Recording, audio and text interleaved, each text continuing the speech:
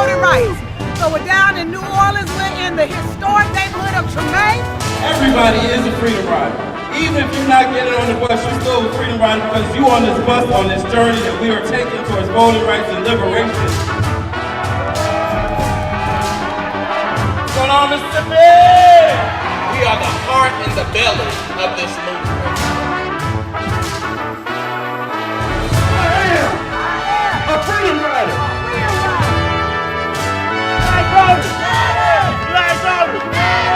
Freedom riders. We had about 4 or 5 folks who were either freedom riders or in the lunch counter sit-ins. We had local organizers. Day 3 of the freedom ride. When we flex our collective muscle, we will always win. Can you imagine it? Will you fight for it? Welcome to Rock Hill, South Carolina.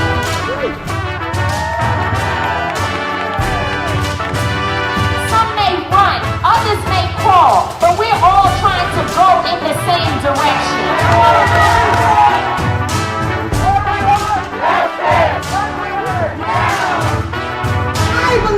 I believe that we will win. I believe that we will win. West Virginia got something to say. This is what it's about, and everybody making a demand that we want the For the People Act passed. So we're on our way, y'all. Next stop, going to Richmond, Virginia, and then it's on to D.C. You're not here where you're at! I am here and now pass the torch and pass the flame. And now, we're in D.C. We are deadly serious and laser focused as we make our demands and we say we want the For the People Act and we want it now. You are founders of a new nation and a new platform. Stand in your radical reimagining of the world.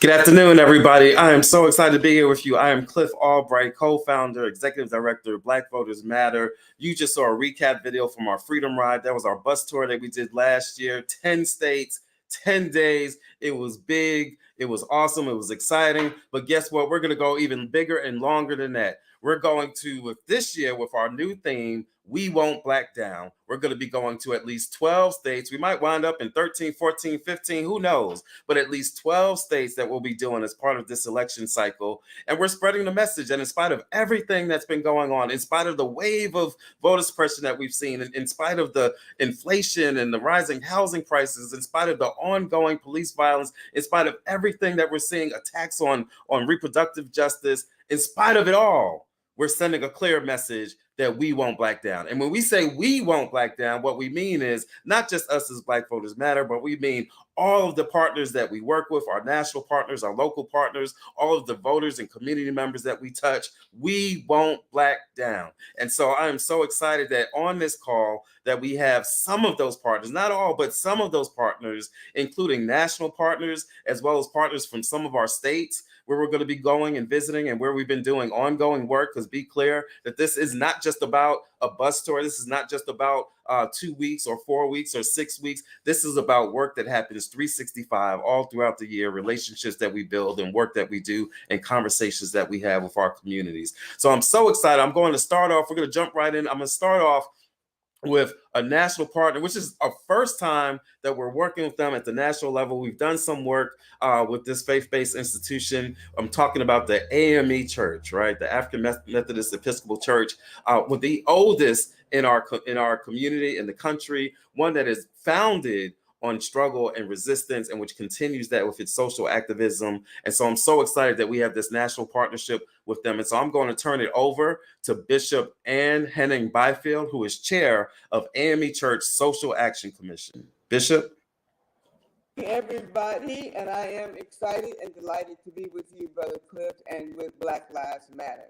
We stand in partnership with you to make sure that we overcome justice, and we provide justice, and that we bring people to vote. I am the presiding bishop of the 13th Episcopal District, which represents Kentucky and Tennessee. And Kentucky is one of the states in which Black Voters Matters is targeting, and we are as well. We're excited to be on this ride, and we'll get people to vote, to know the issues, and to register. We won't black down either in the African Methodist Episcopal Church. All right. Thank you. Thank you so much, Bishop, for joining us, not just on this call, but again in this partnership and on this ride that we'll be doing. That's a new partner that we have, right? But I'm so excited that we are going to be working very closely with some old friends and some old partners that we've had. They were joining us. You saw that video from the Freedom Ride. They joined us all throughout that Freedom Ride. And now we're partnering again on a combination of this tour, the We Won't Black Down tour, and another tour that I'm sure that they're going to mention and tell you all about. I'm so pleased to have with us our friends from Transformative Justice Coalition, Barbara Armwine and Daryl Jones. Barbara and Daryl.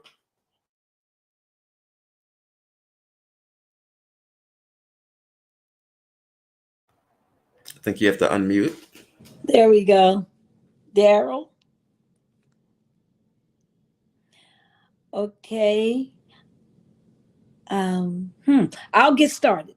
What I just want everyone to know that it is a deep honor to be here today. We stand tall in numbers, partnership, and unity with Black Voters Matter.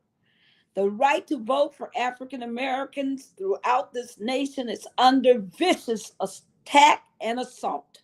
It is urgent that we are able to go into our communities and speak hope, peace, joy, and presence to our people.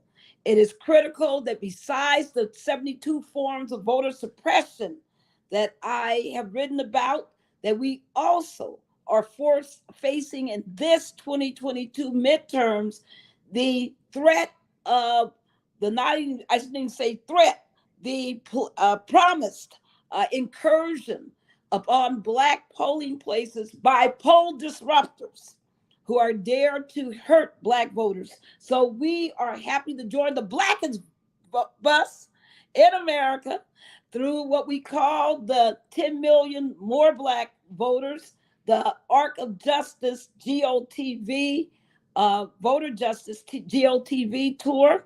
And we look forward to seeing you in several states, being our buses going down the road together and people coming out because they know that when they see Black Voters Matters, when they see the 10 million more, that they know that they got hope, strength, and encouragement coming their way. And so we can't black down. We won't black down. Thank you, Barbara. Daryl, I think you may have to unmute. We still can't hear you, Daryl. Okay.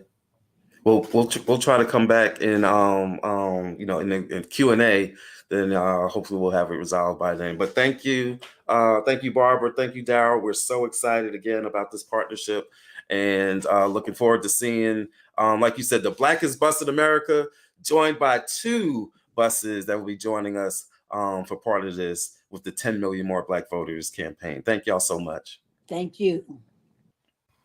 So that's just a couple of our national partners. Now we want to turn it over to some of our partners at the local and state level, right? Because again, at the end of the day, it's all about what goes on in these states with these groups that we work with so closely all throughout the year. And so perhaps no better place to start than in the state where we are actually based, where Black Voters Matter is based. And that's, of course, right here in the great state of Georgia, where I'm sitting right now. And I'm going to turn it over to our partner, Hannah Joy Gebreselassie from Protect the Vote Georgia, who we've been working with for a couple of years now. They got so much energy, y'all. They just, when they show up, it's about to be on and popping. So Hannah, take it away.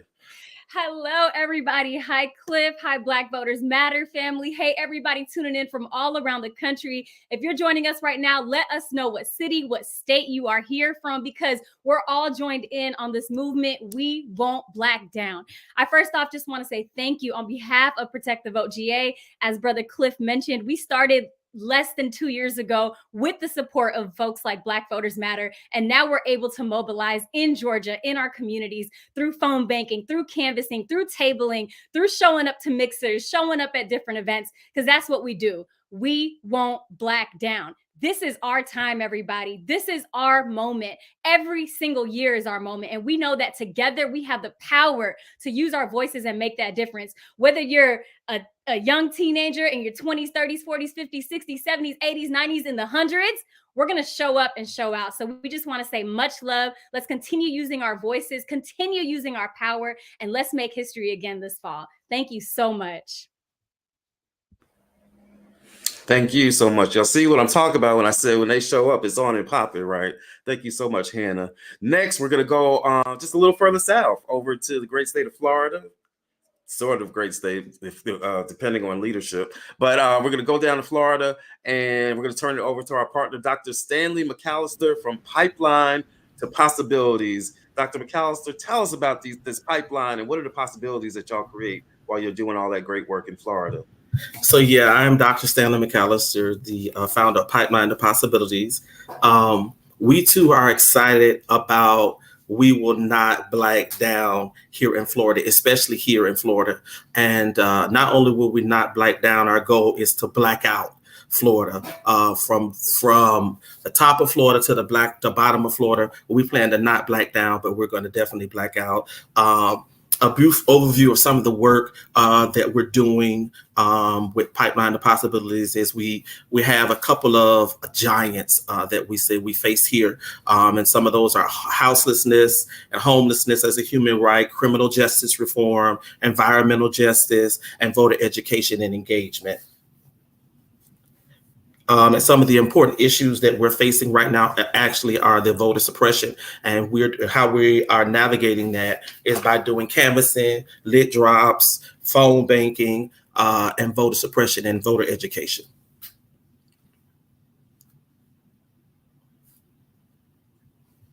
You can hear Cliff, you there?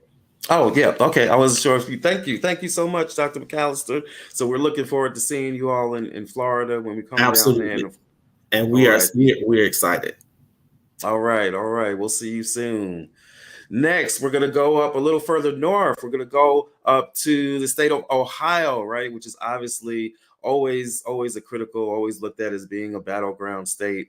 But again, we're going up there not just because of the national narrative, but also because of some important issues that they're facing right there, the Black community is facing right there in Ohio. And so we're pleased to be working with, and I'm going to turn it over to Deidre Reese. She's the state campaign manager for the Ohio Coalition on Black Civic Participation, incredible organization that we work with in several states and at the national level through the leadership of our sister Melanie, and she's with the Ohio Unity Coalition. Deidre, take it away.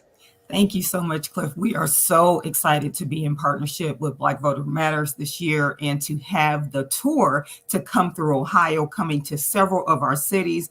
I'm here in Columbus, which is the center of the state, and we do consider ourselves to be the heart of it all. That's one of our old slogans. We've got some problems here, but we also have a lot of energy on the ground. We've been here working in the state for a little over 20 years, and we've got 75 partners at all corners of the state already out knocking on doors, making phone calls, canvassing, stopping, grabbing people as they're getting on the bus, making certain that they're registered to vote and everything is up to date. Because like everybody else, we've had all sorts of efforts to suppress the vote. We've had problems with our redistricting where we're actually voting in districts that have been declared unconstitutional over and over again. So we're educating people around those things. And unfortunately, we've had a number of high-profile police shootings that have resulted in the death of some of our own community members. But what we want to do is make certain that people understand that when we get involved and we vote, we actually matter. Our voice makes a difference. Here in Columbus is one of the most recent of those incidents. But because of what we did, we have a police community commission that has caused more transparency and is causing some actual change. So what we're doing, in addition to getting people registered and voting, we're making certain that they understand the value and the progress that has been made because of their vote. So we're going to continue to get out there, tell the story so nobody can say your vote doesn't matter, making certain that they have the key to their own house, which is the policy that takes place, whether it's at the local level, the state level, or the federal level. We're going to give them the keys that they need so they can go ahead and and decorate the house for however they want to. We don't always want to break down the door or bust through the windows. We can walk through the front door. We don't have to go through the back. So we're going to continue to work together, and we just appreciate the partnership and everybody for all the great work that they're doing around the state. I know that's right, Deidre. We won't have to sneak in the window. We want to go through the front door. That's right. I know that's right. So thank you so much. Looking forward to seeing you really soon. Next, we're going to go to Texas, where, you know, they say they do everything bigger in Texas. So we're going to see, actually, this is where we're going to be officially launching off the We Won't Black Down tour this week. We'll be in Texas starting this Friday. And so for more on what's going on in Texas, I'm going to turn it over to our friend, Brianna Brown, co-executive director, Texas Organizing Project. Brianna? Hi, it's so dope to be here today, to be a partner with Black Voters Matter and to be among the crew across this country that won't black down. TOP is the largest grassroots organization in Texas, and we've been building progressive infrastructure across the state for the last 13 years. This year, TOP is excited to be running one of the largest efforts to turn out Black voters in Texas history. A lot of people don't know this, but Texas is home to the largest Black population in the country. We have the most registered Black voters than anywhere in the country, and 9 out of 10 times, we select the most progressive candidate on the ballot, which means that there's no building of progressive power in Texas without meaningful and sustained engagement with Black voters. This year, TOP's tagline is Change Power Black.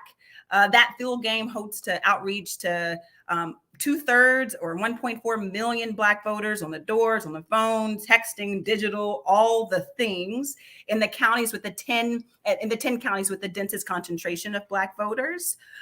Important to us is organizing what happens the day after the election. So we also on the doors want to understand what moves Black Texans to the ballot box and the skills we want to learn that will transform our lives. We believe our field program will be the margin in victory in something that hasn't happened in Texas in over 30 years. Progressive statewide wins, including the governor's race.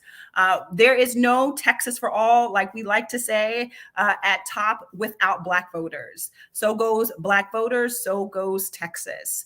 We will not black down. All right. Thank you so much, Brianna. I hear that. As Black voters go, so goes Texas. So I hear that. That's right. We will not black down. We won't black down.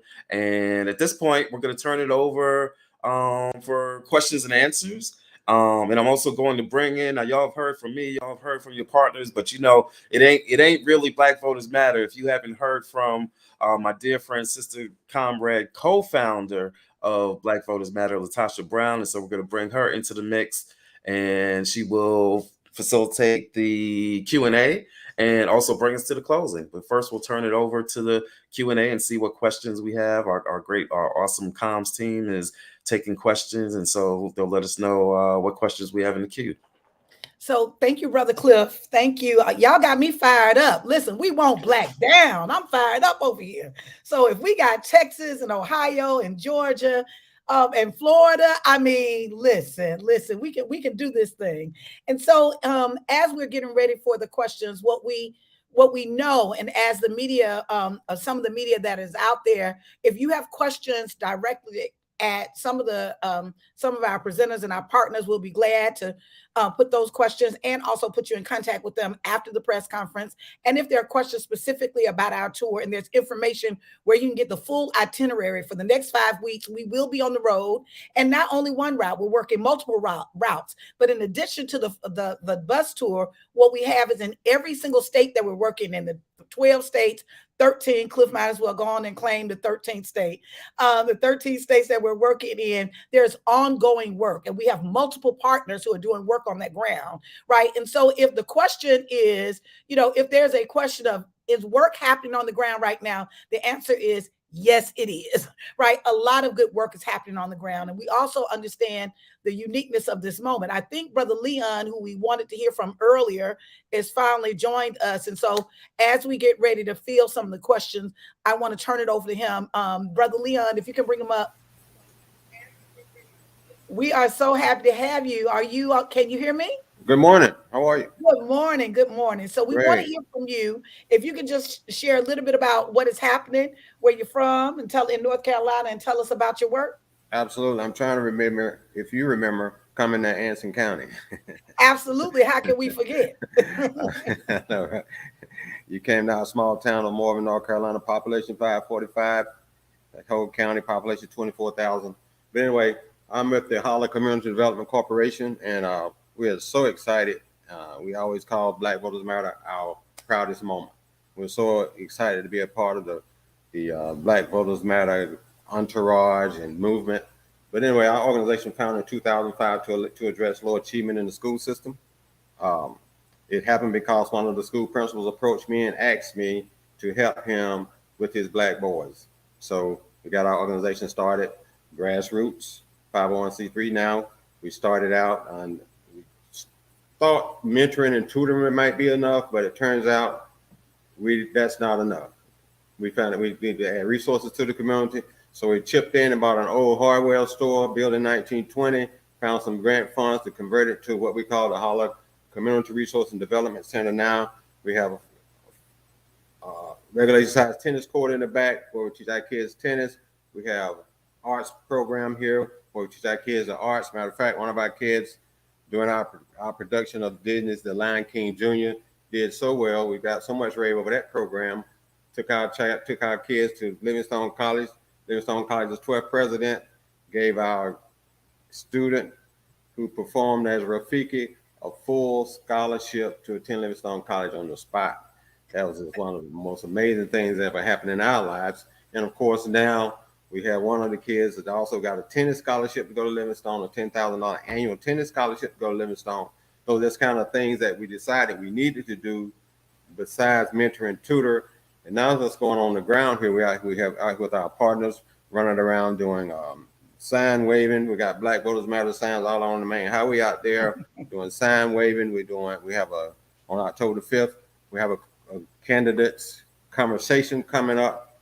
One of the big things going on in North Carolina right now is the U.S. Senate race. It's huge.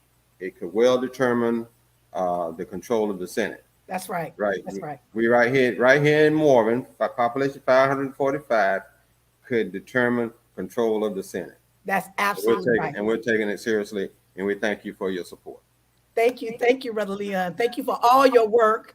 Thank you. We see the excitement and the work that's happening. You know, we have a question. I want to go on and get to the questions. What we have members who are here, we can talk about some of the work that we're doing. There's a faith-based, you have representation around the faith-based community. We have representation from our national partners and our local partners, and people can tell you actually what is happening on the ground right now. And so I hear that the first question that we have, I think you were going to pin someone, Vinkayla? Or I'll just go, how important do you think HBCU students are to this election? And what would you like to say to them regarding voting and how to vote? I know there are several that are on here that are doing work at HBCUs. So who would like to take that? And then we can actually share some of what we're doing with HBCUs as well. So who would like to discuss that? I know that you are, Barbara Arnwine, you all are doing a lot of work at HBCU, and I know you. So whoever would like to take that? Hannah, I know you were doing HBCU work as well, right? Yes, I would love to just start off by saying there is so much power and energy in the HBCU community on these campuses. Alongside Black Voters Matter, this past weekend, we were at the second annual Georgia Student Voting Summit. And these young leaders were speaking on a panel. And let me tell you all, they are fired up. There is campus-wide initiatives taking place. We were able to be out there last fall around the municipals, and we certainly will be back on campus doing more tabling this fall. But there are so many students that are just they're determined, they're self-motivated, they're here to win. And so I think as communities, we need to continue to show up. We need to continue to partner with the student-led organizations. There's phenomenal groups like Georgia Stand Up, who is on Spelman's campus almost every week, right? So continuing to just go on campus, show up and show out. And I just want to salute every single HBCU student and let them know that your voice is so powerful, as you already know, and that you all are going to be part of the reason that we continue to make history this fall. Thank you so much, Bishop Byfield. I know that you and Barbara Arnwine are also doing HBCU work. So can both of you all? I'm going to call on you first, Barbara, since I keyed you up, and then Bishop. We would love to hear about some of the AME affiliated HBCUs. Well, it is so exciting to work with the HBCUs. I mean, our young people are on fire. Just think about it. It was Black young people who affected the Georgia vote. It was the leading cohort of young voters in the country were led by Black young voters. That's just statistically true. Look it up. And what we know is that a lot of those young voters come out of the HBCU community.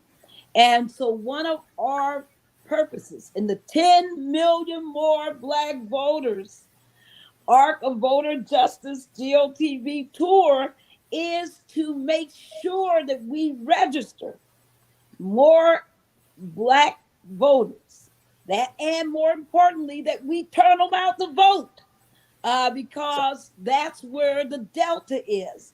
And on these campuses, we have serious work to do, and we are so excited that the students are excited. So we're gonna, be seeing the students at Lincoln, seeing the students at Shaw, seeing the students at Jackson State, and a whole lot of other places. And we are just ready.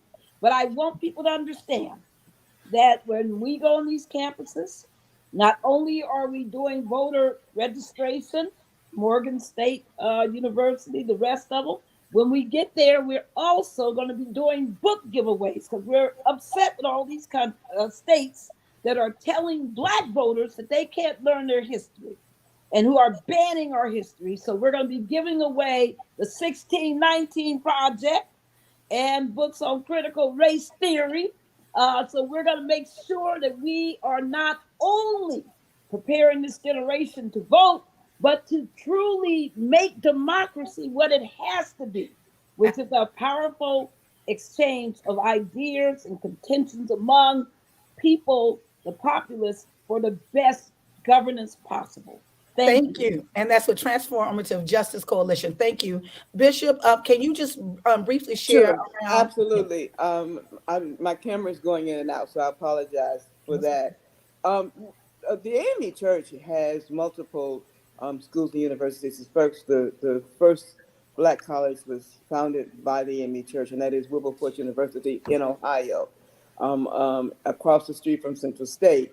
Then you have Morris Brown in Georgia. You have Edward Waters in Florida. You have Paul Quinn in Texas. So we are hooked up to do this thing. And the newest HBCU is Simmons College, which is in Kentucky, along with Kentucky State. And then, of course, I'm here in Tennessee with this Tennessee State, Knoxville College. So one of the things that we've done as an AME church is that we have used the connections that we have. I was recently elected as chancellor for Wilberforce University, and so that has been an intense way of getting the students involved, and they're hooked up.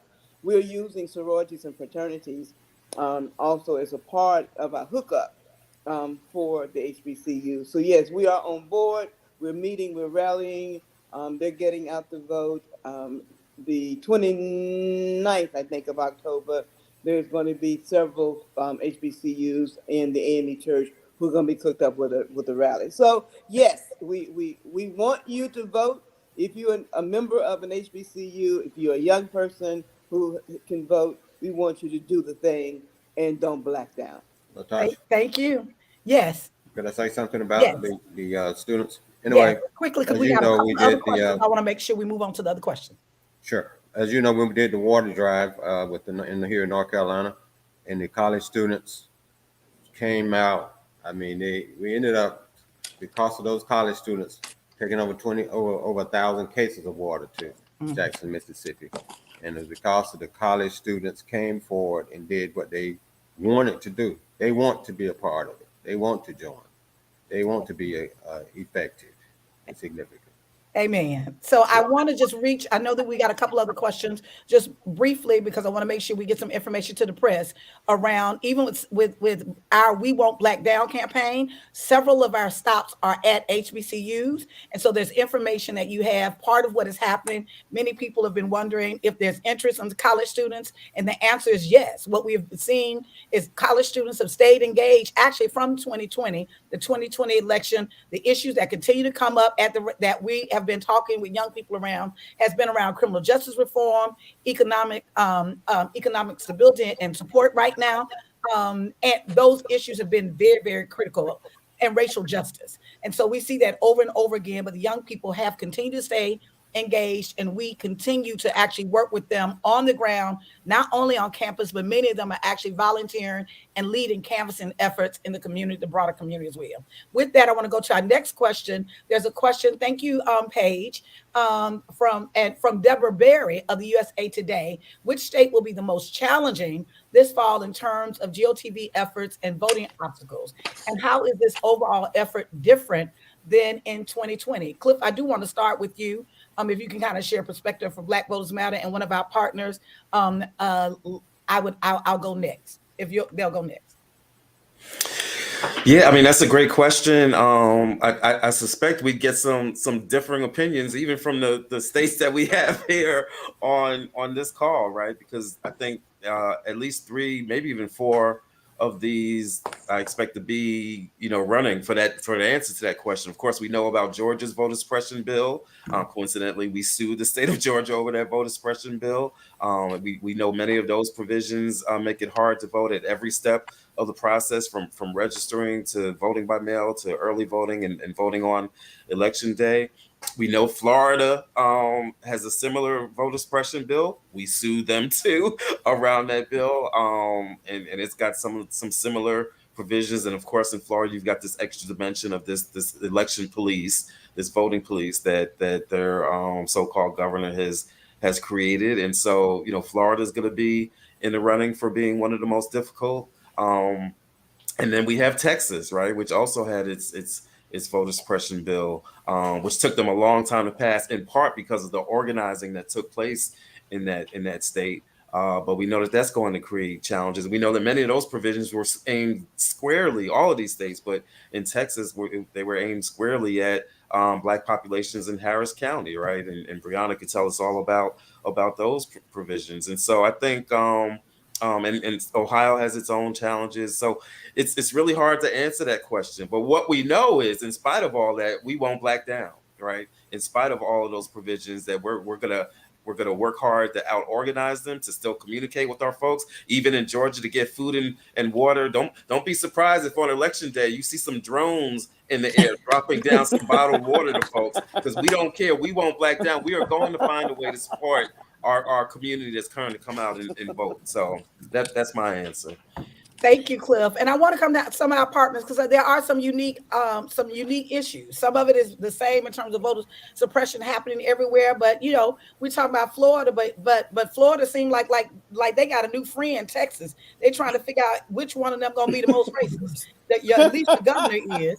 And so I would love to hear from Texas around what is right now currently seems like it is the most challenging within the state of Texas, those that are on the ground doing this work.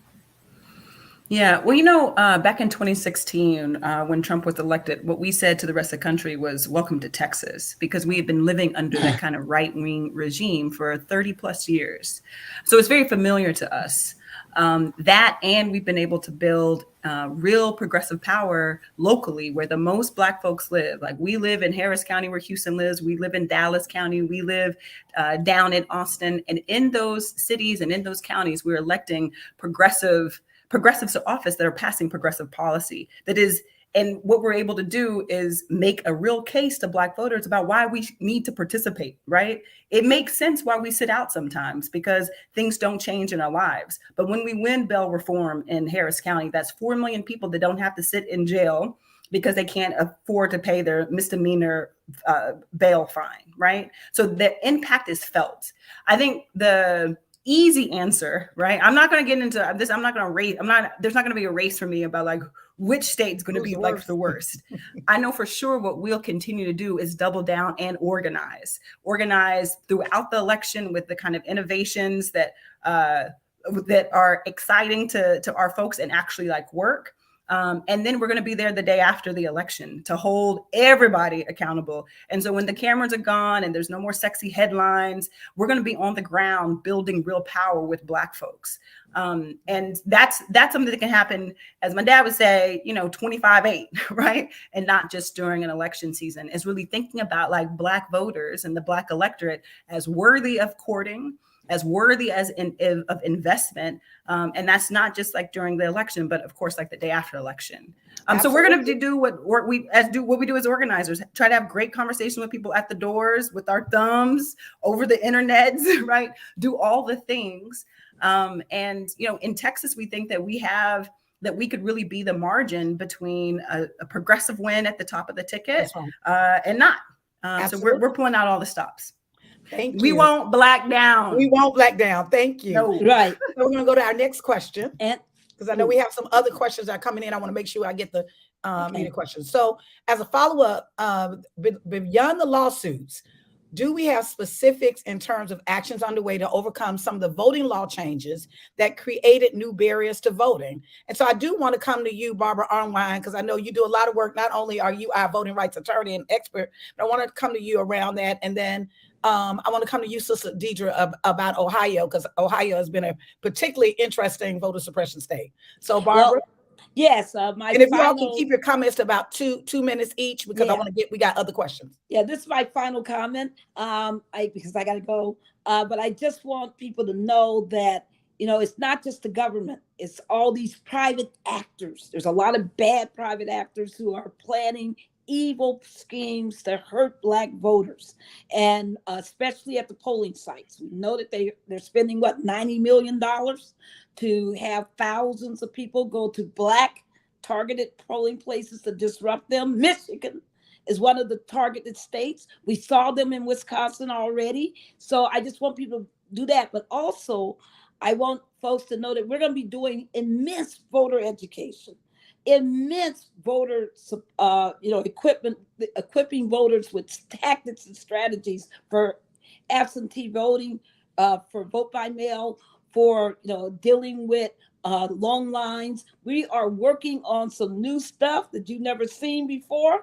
and we can't talk about it all right now. But I can tell you that there's some great, work already being done on voter ID, so much. But that's what I just want to say. Thank you, Latasha. Thanks, everybody. We won't black down. We have nothing but work to do. Our people need us, and this nation needs us. Amen. Thank you.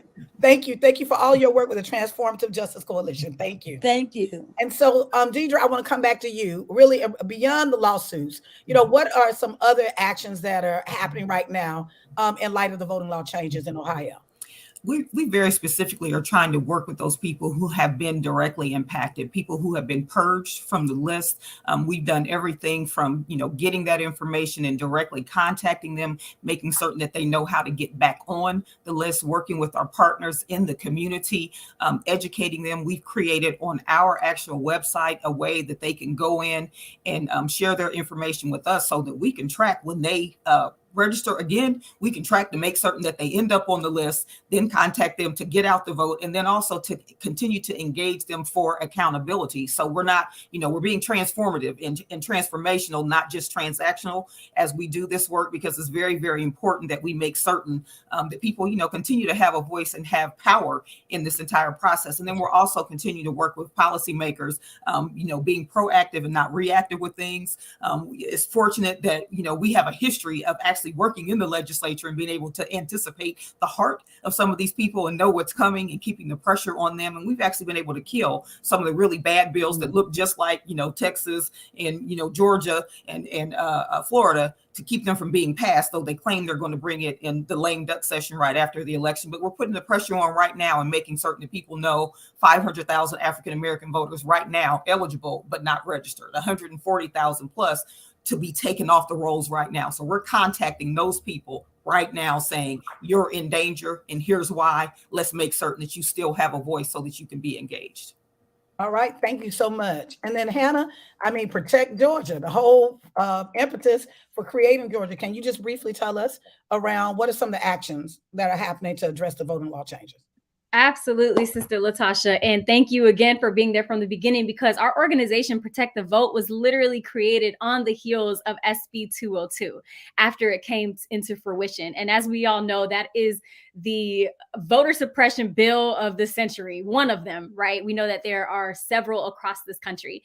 And so we want to make sure folks are educated. On a weekly basis, we have folks who don't know that, when they move to Georgia, if they're a student, they have the right to vote in Georgia or their home state, right? It is their right. And because of bills like SB 202, there's a lot of confusion. And so we want to make sure people know what IDs are acceptable. We want to make sure folks know that the timeline has been changed, right? When you can apply for an absentee ballot, when you can go vote early, when the runoff election comes after the election, because timelines have changed.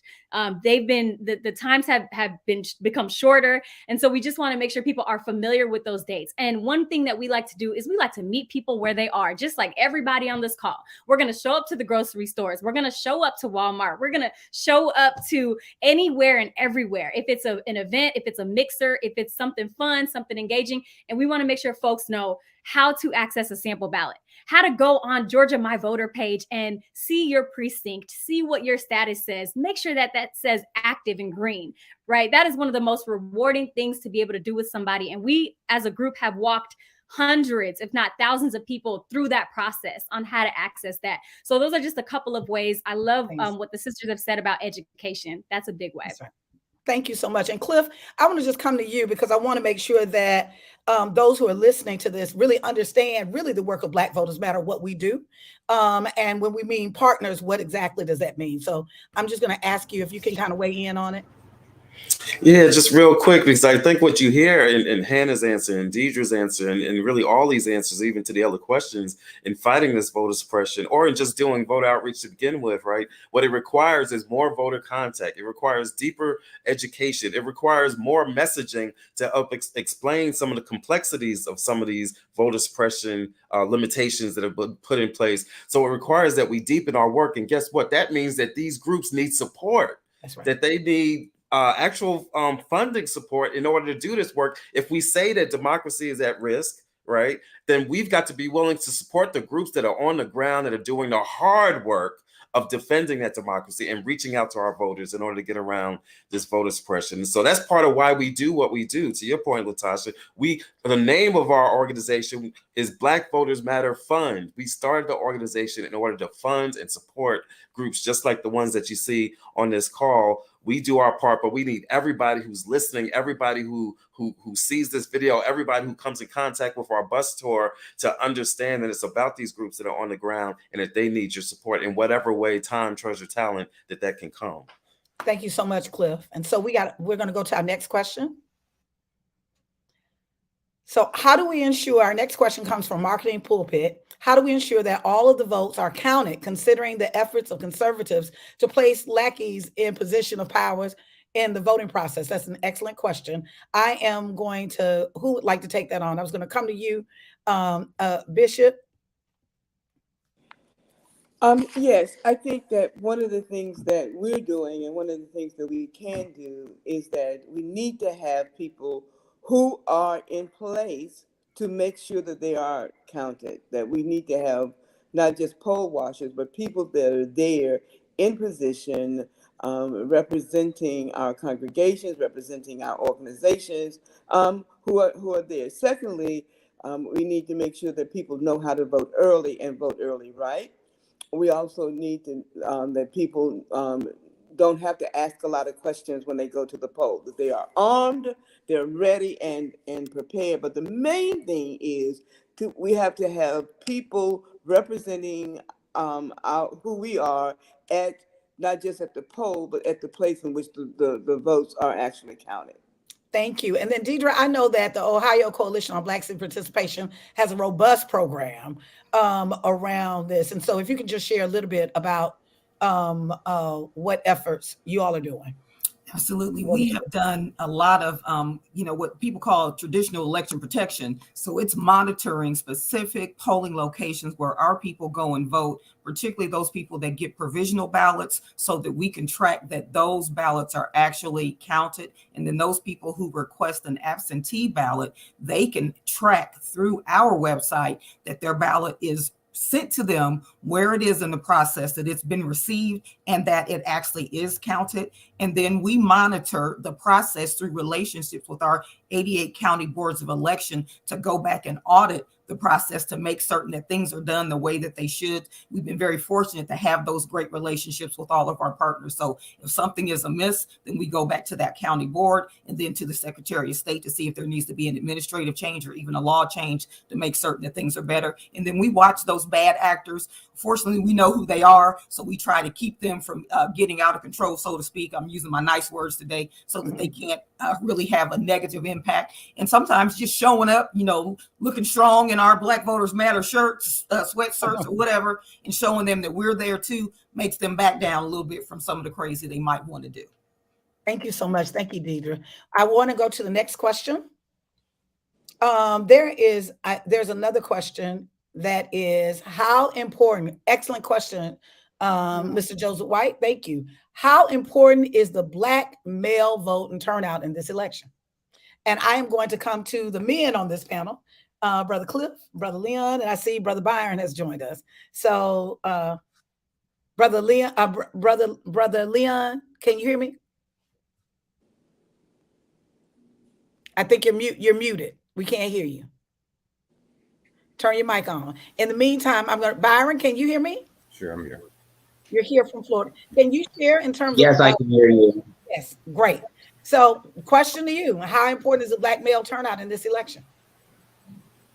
Black male turnout is going to be key, especially in Florida as of right now. We've seen not only in Black voters, but also, well, not even just in Black voters in general, but we've seen through canvassing, through our issue mining, that a lot of the engagement among African Americans is going to be statistically with our females.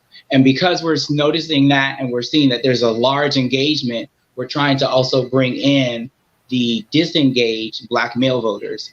A lot of times when we are going through our issue mining, the key question when we're asking our Black males, we're saying, well, what's suppressing your vote? What is keeping you from voting? And a lot of them is just a frustration with the system, and rather just be out of the way than in the way. So we're trying to make sure that we empower their vote by giving them actual, to be it a better pun, possibilities. So making sure that not only are we bringing in candidates that are good for the party, but are good for the community, making sure that we're giving clear guidelines on what we're bringing through the vote. How is the vote going to empower not just the male figure, but also sometimes the family that they have to support, the people that are within their own community that they want to see with well-being. A lot of times they want to see the good before they want to join the good. So we want to make sure that we're giving that outlook throughout the whole perspective. When we're going out for our canvassing, we're not just canvassing for that person's vote, we're canvassing for that person's community, we're canvassing for that person's personal issues. We're making sure that we're not highlighting who we are when it comes to our skin level, but highlighting who we are as a powerful people in a unit and what we can do as a village, again, making sure that we don't black down our opportunities, but that we black out everything that we can to improve ourselves, if that helps. Thank you. And since while I'm at you, I do want to ask a question. I'm going to come back around to you. I want to ask a question specifically about Florida. Florida is, for all the things right now, there's a lot going on in your state of Florida, and we're talking about kind of on the Black male vote, but there seems like there's a target overall around voters, and particularly Black voters in the state of Florida. And so as we talk about that, or as we think about that, the work that you all are doing to organize, what are Black voters saying? Do you get a sense that Black voters on the ground are frustrated, disengaged, or are they motivated? And is there an awareness around this? There's a huge awareness around it. I mean, for us, we just always look back at Andrew Gillum. that was a huge slap in all of our hopeful Black faces, because we all rallied around a vote. We all were rallying around a person, and it only came back for the system to tell us what Florida was really about. And so there's a lot of issues when it comes to that way of Black voters in Florida are very much looking for the promise. We've been promising for years. We've been seeking a foothold in a better direction. But even through our own state representatives, we've seen through Angie Nixon, when she had to sit down for the sake of making sure that our votes were being protected, that lets you know the state of what Florida is really in.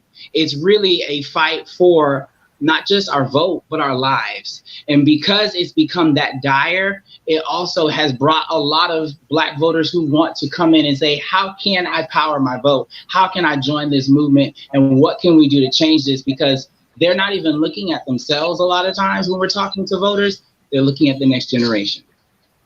Thank you so much. And then Brother Leon, I'm going to ask you just quickly. I'm going to go back to the question around the importance of Black male turnout. If you can just quickly address that as we get ready to wrap up. We could reach out to the Masonic order, the fraternities, the male ministers, let them know we have to engage them and let them know they can be a part of this party, because sometimes people feel left out for some strange reason. So we just need to make sure we reach out to them and make sure they're engaged. Their votes are very important.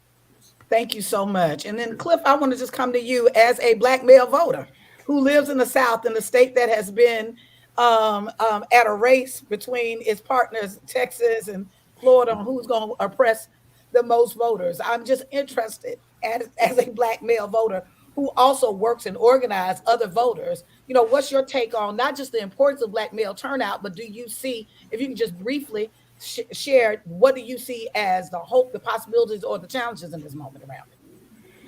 Yeah, I'll try to make it brief. And as you know, we had a really great conversation about this even within our own organization yesterday. You know, what we got to keep in mind is that while there's always a gap, of course, every race, of course, every ethnicity, while there's always a gap between male voters and women's voters, right? There's no other group that has been as consistently aligned as Black male voters and Black female voters, right? And so to ask the question about how important it is, and it's a legitimate question, but I'm saying when we think about it, we might as well be asking, like, how important is the jelly to the peanut butter and jelly sandwich? Those two things go together. They have always gone together. And when they don't go together, then you don't really have a sandwich, right? It's the same thing for our community. If our voting is about expressing our desires to change the conditions in our communities, the Black male vote is going to be just as critical in that as the Black women's vote or as any other group's vote, right? We have got to come together because we all we got, right? And that's why we say we won't Black down, because when we say that, we mean together. Black men, Black women, Black non-conforming, all of us together is going to be what it takes to not Black down and to advance our interests. And I believe, to your question, I believe that that's going to happen. I believe that we're going to see a surprising amount in consistency and alignment between Black male turnout and Black women's turnout. Thank you so much, Cliff. I just want to say thank you to our Bishop Annie Henning Byfield, the AME Church Social Action Commission, Barbara Arnwine and Darrell Jones of the Transformative Justice Coalition, Hannah Joy. I never say it right, Hannah. You good, Deborah Selassie. Oh, Selassie. Who is with Protect Vote Georgia, and I apologize. Dr. Stanley McAllister, who's not with us right now, but Byron is, who is with the Pipeline of Possibilities too. Deidre Reese, who is a throwdown organizing sister who has been doing this work for years, Ohio Coalition on Black Civic Participation and Ohio Unity Coalition. Leon Gatewood of Holla in North Carolina. Brianna Brown, thank you, in the biggest state in Texas, with the most Black folk in this country that live in that state, who is the co-executive director of the Texas Organizing Project. And all of you that have showed up today, you know, we want to make sure that we're raising these groups, because we want you, if you have follow-up questions or you want to see the work on the ground or know more of what is happening, these are the people that you should reach out to. There are folks, there are other people that are in our network, but we want to lift up, and we will be glad to share their contact information following up this press conference. We also want you to actually look us out. You can follow back up with us. Media at blackvotersmatterfund.org is at the bottom of the screen. Media at blackvotersmatterfund.org. As Cliff talked about this week, right? Cliff, tell us what's going to happen on Friday. Can you tell us what's about to go down? We coming to the state of Texas. We are launching officially the We Won't Black Down bus tour starting in Texas. We'll be in the Dallas area, the Metroplex area for 3 or 4 days.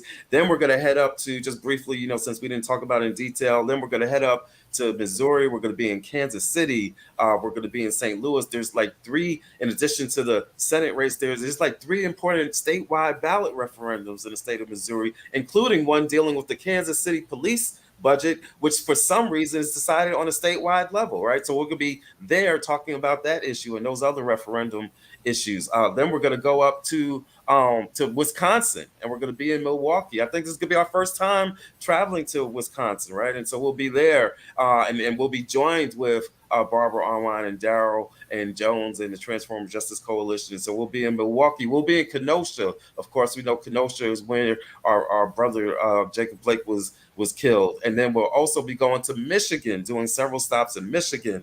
Then we'll be going to Ohio, where we're really excited. We'll be going to 6 cities in the state of Ohio, including a stop. We'll be hanging out with Deidre for about 3 days in Ohio, and including a stop in Wilberforce, which you heard Bishop Byfield mentioning, which is an AME, the first AME founded HBCU. And then we're going to continue on to several other states. But that's just what we got coming up over the next 2 weeks, Latasha. And that's just half of it, because we got a whole other body of work that's happening, a whole nother bus, y'all. So we got the Blackest Buses in America that will be roaming these streets. So just wanted to make sure that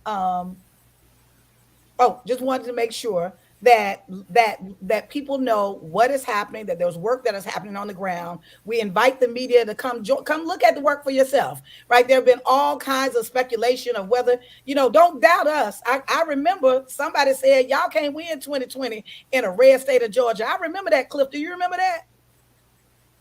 And what happened? We had record turnout. Right. We had record turnout. There were folks that said that literally, oh, young Black folks are not going to come out, or young people are not going to come up. And what happened? It was record turnout. And so I just say that part of what wins elections are not op-eds. They are not polls. They are not any of that. What wins elections are people who come out and vote. And so we want to encourage folks to come out and vote, but we also want to actually encourage our media partners to really be able to dig a little bit deeper, to talk to some of the groups that are on the ground, to really be able to have a real-time assessment of what are the issues that our community cares about, the work that is currently happening, and the trajectory, and how committed that we are, because we won't black down. All right, with that, well, the first thing I did right was the day I started to fight. Keep your eyes on the prize and hold on, hold on. I always like to end or start with a freedom song, because we are still on a freedom ride, and we are launching our campaign. What is it, Cliff? We won't black down. We won't black down. Love and power, y'all. Thank you for joining us today.